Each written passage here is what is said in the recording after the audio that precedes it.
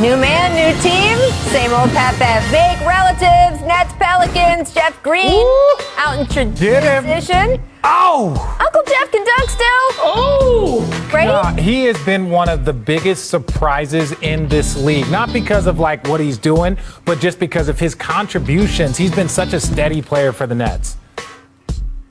Yes, and age 34, still got them bunnies. I love it. Yeah, Jeff Green's been putting people in baskets for years. Gosh, how many clips do we got? You guys crossed on the same roster, right? Yeah, we did. Right? Uncle Jeff? Yeah. Yeah. You both played for everyone. So. We both played everywhere. We were bound to cross paths. Can I call you Uncle Richard then? No. That's his Instagram is Uncle Jeffy. That's his Instagram, so he gets a good call. I know, but like same era. No, well, yeah, everybody's got a grumpy uncle. Make juvenile Clippers, Blazers, Norm Powell going baseline, leaves his feet, thinks about passing, and then lays it up. Okay. All right, so is he just seeing it in slow motion? Well, let's see. Ooh. Let's see. Am I going to pass it? Nah. Let me see this. Ooh. Oh, the spin.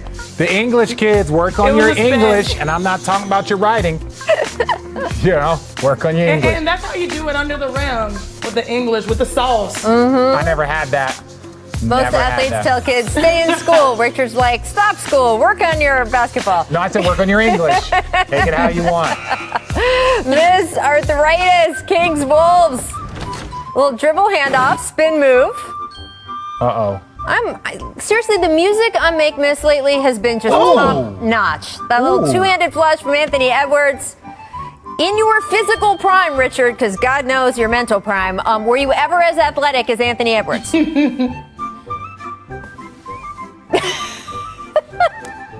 Google's your friend. That's all I'm pleads saying. the fifth. Google is your friend. You know what? I can answer this one. The answer is yes, people. This man was amazing. Yes-ish. Now, I wasn't as skilled as Chene. Now you ask me that question, the answer is no. You ask me anything about athleticism, there's only one person, that's probably Vince Carter. I was going to say the guy you played with. Yeah, Vince Carter. He's there we the greatest. go. Like, no, never. Richard's had the best, worst luck ever. Make Rajon Rondo. Let's go back to the Pacific Northwest. Dennis Cantor has his back turned. Rondo drops the sweet dime into PG. Sinead, if you could play with Rajon Rondo for a day, how much fun do you think that would be? In a heartbeat, because this man knows how to pass to post players. And I love this behind the back one. So yes, sign me up. And look, everybody needs to understand, like, yes, physical ability, all of this stuff to know how to play basketball, but there are certain things that make players different. One of the things that makes Rondo different is he is one of the best passers to ever play the game. Like, that's just what the stats show. So, yeah, anybody should want to play with Rondo. Yep. And we've talked about it ad nauseum, but it bears repeating since we have so many eyeballs on how the Clippers are going to do in the playoffs, and we keep telling them that's the standard they're going to be held to. He makes playoff teams better. And, of course, we've put up the lists with the numbers and how all of his stats elevate. But his biggest asset is just the way he can study film, know the opponent, and is able to lock in on whatever the other team's game plan is in a 7-game series. I'm telling you. And he'll talk crazy to you, too. And I mean that in a respectful way. Like if Paul George or if Kawhi or if anybody isn't doing what they're supposed to, he'll hype you up. He'll talk to you. He'll get it. He'll be like, oh, no, that's not acceptable. I need more. Scared straight. But those are the players you want on your team. Yeah. All right, I want to get it over to the Nets. Injury woes continuing there. Steve Nash revealing yesterday James Harden has suffered a setback in his hamstring rehab. He will now be out indefinitely. Here's Nash on Harden yesterday in his media availability. Take a listen. Back to square one. We'll rehabilitate him and get him back whenever we can. And who knows when that'll be, but we'll support James and we'll support our performance team in getting him back and in his best condition as possible. And hopefully that comes, sooner than later, but that there's no guarantee. He'll be back when he's back. That may not be to the playoffs. It might be sooner. I don't know. And we have no control over that other than working as hard as we can to support him and getting back to, full health and being able to play again. And, we're prepared for whatever that may be. So, Richard, you call Nets games. How much of an issue do you think it will be for this team if they don't have Harden back until the playoffs, which Steve threw out there? Look, I still stand by this. When you have whoever they play, they're most likely going to have 2 of the top 3 players. They possibly could have the top 3 players. They could have the 3 of the top 4 players on the court. So ultimately, it is health. We saw it, a few years ago with Golden State losing to Toronto. Now, Toronto did everything that they were supposed to. Kawhi had an epic season, but we all believe that the series might have been a little bit different had they not had the injuries. If the Nets are healthy, they are favored. If the Lakers are healthy, they are favored. And then the level of health that they have will dictate their success. Look, Shanae, look at this graphic, right?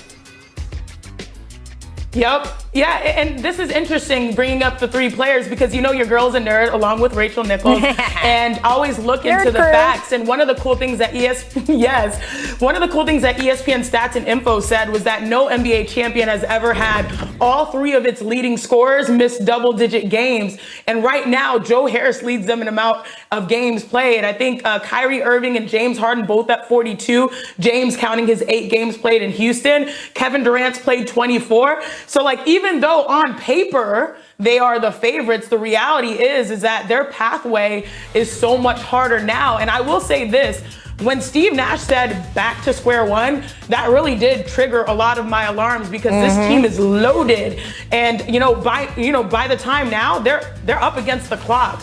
While their games individually, James Harden, Kyrie Irving, Kevin Durant, they might be cheat codes. Collectively, it's going to be interesting and it's going to get harder because you might have all these guys together, but, overall, putting those pieces together, it's going to be fascinating to see if this team can win a championship on the fly because that's what it's looking like their health has forced them to. Well, and Shanae, you are 100% correct.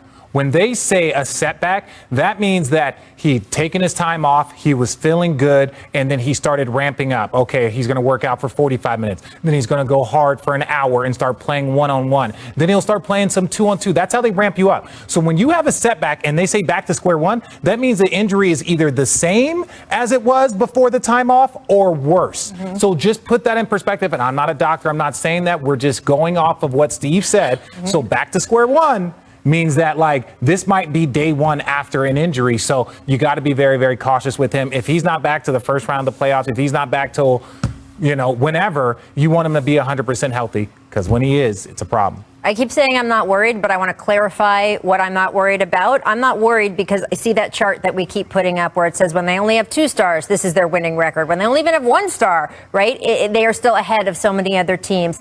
I'm not worried that if all 3 of these guys can be healthy for the playoffs, that they will have chemistry issues. I just don't think that is a concern. And I am not that worried even if one of them, say in this case James Harden, is not available for part of the first round or is ramping back up during the first round. Now, where the worry comes in is if one of these guys gets injured during the playoffs and then now they're down to 2 and their chances are down. Where the worry comes in is that it's a competitive East. And when you get to the conference finals, whoever they match up with there, if they make it there, then it's, we'll see what happens. I don't have any set idea of how the Nets are going to do when they get to that level. But I am not worried about the fact that if they haven't played a lot during the regular season and they're all healthy in the playoffs, I think they're going to be okay. We will talk more about that, of course, as we go. Coming up, Kawhi Leonard. Advice to all NBA players, keep away from Stephen Curry. The man is a human firebomb. Are we witnessing peak Steph? And the point guard has passed Magic Johnson on the all-time dime list. Is CP3 cemented top 5 now? Zion's back from New York, but he's taking on the Nets. Can Brooklyn contain him? So grab a slice, take a seat, because the jump starts now. That is a large pizza, friends. Welcome indeed to the jump. Welcome indeed. I am Rachel Nichols alongside future Hall of Famer Vince Carter and the host of the Low Post podcast, Mr. Zach Lowe. Guys, we have a jam-packed show with you today, starting with, when you're playing that game Jenga and all the easy blocks have already been pulled out, and as you take your next turn, you hold your breath because you're pretty sure that removing that one more piece is going to send the whole thing crashing to the ground. That's what it felt like last week when Jamal Murray went down with a torn ACL. Not only was it just awful for Murray, one of the NBA's brightest young lights, but for the whole Nuggets organization, it was hard not to feel like years of painstaking team building was just collapsing. Here's a group that did everything right, hitting on draft picks, developing talent, hoarding assets, and then deploying them at just the right time for a perfectly additive trade. Denver had all the markings of a legit title contender. And then Murray crumpled to the floor, and surely the whole thing was about to come down, right? Except Denver won its first game without Murray in the lineup. And then its second. And then last night, despite Ja Morant doing things like this on his way to, he had 36 points. Despite that the Nuggets were down 12 with less than 4 to go, Denver kept battling until Jokic tied the score at the free throw line. That sent the game into overtime where the Nuggets trailed again and again fought their way out of it. Then a second overtime where, whose man is this? Seriously, whose man? Xavier Tillman, was that you who was supposed to be checking Jokic? Because leaving a man having one of the most prolific scoring seasons in NBA history that open, that's just crazy disrespectful. And the Joker made the Grizz pay with that buttery three that proved the dagger. The Nuggets went on to notch their third straight win since Jamal went down. And as for Jokic, he would finish with 47 points, 15 rebounds, 8 assists, and with pretty much everyone around him making the case for MVP. Take a listen. As far as an MVP moment, I don't know. Life's about a bunch of little moments. And I think Nikola's got around 56 moments this year where he's shown he's the MVP. Indeed, Jokic is the front runner for the award. His offensive numbers will just knock you over. The more advanced analytics make him look even better. His defense has improved from past years, and boy, does he